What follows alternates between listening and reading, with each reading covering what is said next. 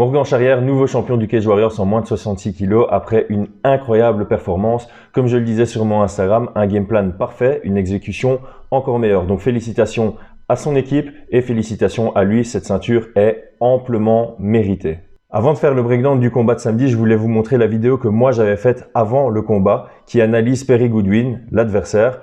Juste pour vous montrer que dans le camp de Morgan, rien n'a été laissé au hasard. D'ailleurs, son coach m'a envoyé un message pour dire qu'il avait relevé exactement les mêmes points. Donc la préparation était vraiment nickel. On regarde ça maintenant. Perry Goodwin est un adversaire coriace, durable, qui sait encaisser et rester dangereux tout au long d'un combat. Stratégiquement, il aime se mettre lui-même dos à la cage. On le considérera comme un fighter qui travaille de l'extérieur, majoritairement en contre. Mais c'est là qu'il devient tricky dans son approche. Bien qu'il cherche généralement le contre, cela lui arrive relativement souvent d'engager en blitz et il est très dangereux et efficace dans ces situations qui prennent souvent l'adversaire au dépourvu. Les erreurs à ne pas faire sont de ne pas perdre patience et surengager sur ses frappes, ni s'ouvrir dans ses combos lorsqu'il est entre guillemets inactif et dos à la cage. C'est à ce moment-là qu'il trouve ses ouvertures en contre, principalement avec son superbe crochet avant. Aussi, il ne faut pas se laisser endormir par son inactivité ponctuelle, il faut toujours être prêt à désengager ou contrer lorsqu'il décide de passer à l'offensive. Un profil tactiquement comparable est Tyron Woodley, qui lui aussi travaille sur l'extérieur et possède une capacité d'exploser soudainement. Un travail patient et calculateur sera percutant face à ce type de profil. Travailler proprement et choisir ses attaques est l'approche intelligente. Ce game plan a été utilisé par Rory McDonald face à Tyron Woodley et par Steve Mabel contre Perry Goodwin qui le cadrait très bien sans trop s'ouvrir. J'aurais cependant aimé le voir feinter plus souvent pour laisser Perry contrer dans le vent afin de le frustrer et le fatiguer, voire même chercher à contrer son contre. Perry Goodwin a de bons low kicks, mais il est également sujet au low kick. Vraiment sujet au low kick. Le jab est une arme qui passe très bien, soit en l'initiant et en gardant la main droite haute pour bloquer son check hook, soit en contre sur ses propres attaques. Cela l'a surpris plus d'une fois. Se mettant lui-même dos à la cage, il est possible de casser la distance et venir travailler au grind, le bloquer à la cage et le claquer au sol. Morgan étant un athlète très physique, il pourrait jouer cette carte également. J'espère que cette analyse vous a plu. Petite note finale, Perry Goodwin ouvre très souvent ses combats sur un low kick. Cain Velasquez avait analysé la même chose chez Bigfoot Silva. Il l'avait anticipé et avait gagné son combat très rapidement. So, who knows? Et maintenant, passons... Ah, vous avez remarqué? Ma casquette est dans l'autre sens. Maintenant, passons à l'analyse du combat de samedi. Sans surprise, Perry Goodwin se met sur l'extérieur et Morgan prend le centre, sans chercher à rentrer dans une distance d'échange, d'entrée de jeu, ce qui était la chose à faire. Oh, tiens, Perry Goodwin ouvre sur un low kick.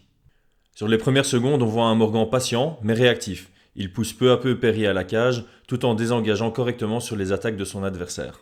Il le cadre bien, juste à l'aide de déplacements, mais il reste prudent et n'hésite pas à faire de step back sur les step in de Perry Goodwin. Sa première touche significative est un low kick, un très beau low kick, la première d'une longue série tout au long du combat.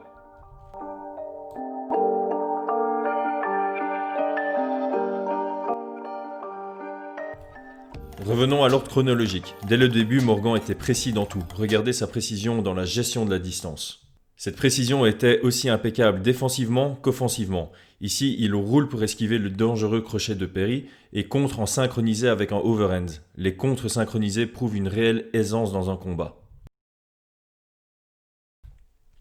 Très rapidement, Perry Goodwin semblait à court d'options.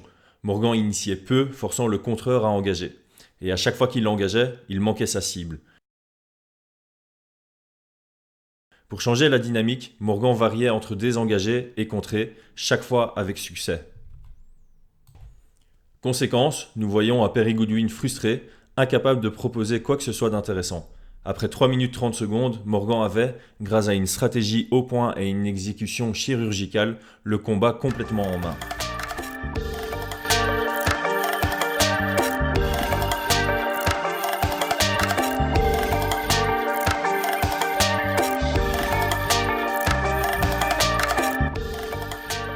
Nous venons de voir une séquence où, sans envoyer de frappe et sans se faire toucher, Morgan parvient à mettre Perry sous pression.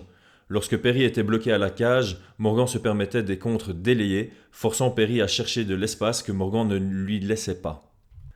Ici, je monte ces deux séquences juste parce que je sais que Morgan adore le switch middle en contre. Deuxième round, revoyons ensemble ce passage incroyable où Morgan, à l'aide de son jab, provoque le check hook classique de Perry Goodwin. L'anticipe pour chercher à le contrer. Dans l'échange, Perry envoie 5 frappes, 0 touche, et Morgan trouve 2 ouvertures sur ses 3 envois. Encore un exemple d'une belle préparation, cette main droite levée et ce déplacement pour s'éloigner du crochet. Il en bloque 2 et amortit le troisième qui ne fait que l'effleurer. Les armes de Perry Goodwin sont maintenant nullifiées. Dans ce deuxième round, nous avons eu droit à un beau takedown, propre et quelques passages intéressants au sol. Une défense facile sur la tentative de guillotine, un jeu patient pour fatiguer Perry sans exploiter d'énergie. Alors que Perry cherchait la deep half guard, Morgan réagit très bien en le menaçant avec le Darce Choke, lui permettant d'empêcher tout sweep ou toute prise de dos. Et en plus, se vengeant avec un genou auquel tout le monde n'aurait pas pensé, suivi d'une belle réactivité dans le scramble pour venir chercher un contrôle du dos en riding. Ici, pour enlever la possibilité de se relever, il garde le contrôle du pied droit de Perry Goodwin en le pinant entre ses genoux. Sentant que le pied allait sortir, il transite vers un contrôle de l'autre jambe en venant la crocheter. Morgan est meilleur debout, meilleur au sol. Perry Goodwin rentrera dans ce troisième round avec plein de doutes. Et donc, le résultat...